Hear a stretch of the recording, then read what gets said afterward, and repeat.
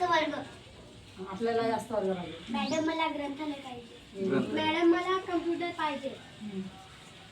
आपल्या शाळेत स्वच्छता राहिली पाहिजे. आपल्या शाळेत तक्रार पेटी आहे ना, आपल्याला तक्रार पेटी. आहे ना तक्रार पेटी आपण तक्रार केली पाहिजे ना. तुम्ही अग्निशमन नाही. मला अग्निशय पाहिजे. टीचर आपल्या शाळेत गट पाहिजे.